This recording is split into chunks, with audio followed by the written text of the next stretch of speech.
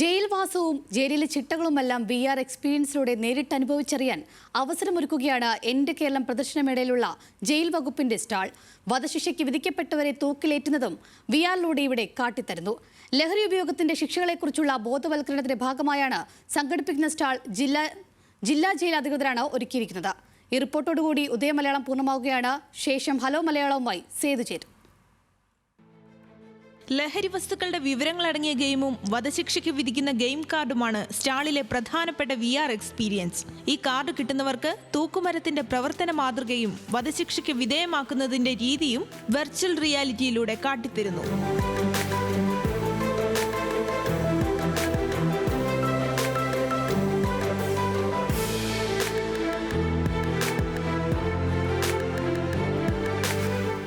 നമുക്ക് ലഹരിക്കെതിരെയുള്ള ഒരു സന്ദേശം ജനങ്ങളിലേക്ക് എത്തിക്കുക എന്നൊരു ഉദ്യമത്തോടു കൂടിയാണ് നമ്മൾ ഈ ഒരു VR എഫക്റ്റ് നമ്മൾ ഇവിടെ ഇൻട്രൊഡ്യൂസ് ചെയ്തേക്കുന്നത്.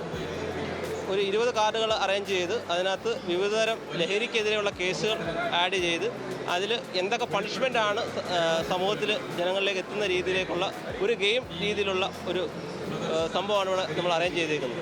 ജയിലിലെ സെൽ റൂമിന്റെ മാതൃകയിൽ കേസിൽപ്പെട്ട് ജയിലിനുള്ളിൽ പ്രവേശിക്കപ്പെട്ട അന്തേവാസികൾക്കും ബന്ധുക്കൾക്കും തമ്മിൽ കൂടിക്കാഴ്ച നടത്തുന്ന ഇന്റർവ്യൂ റൂമിന്റെ മാതൃക, ജയിലിൽ നിന്ന് വീഡിയോ കോൺഫറൻസിംഗ് വഴി കോടതികളിൽ പ്രതികളെ ഹാജരാക്കുന്നതിനായുള്ള വീഡിയോ കോൺഫറൻസിംഗ് സ്റ്റുഡിയോയുടെ മാതൃക എന്നിവയും ഇവിടെ പരിചയപ്പെടാം.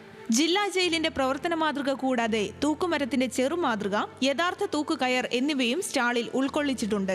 ലഹരി വസ്തുക്കളുടെ ഉപയോഗത്തിന്റെ ദുരന്ത ഫലങ്ങളെക്കുറിച്ച് സന്ദർശകരെ ബോധവൽക്കരിക്കുന്ന ഗെയിമുകളും സ്റ്റാളിലുണ്ട്. ന്യൂസ് മലയാളം, കൊല്ലം.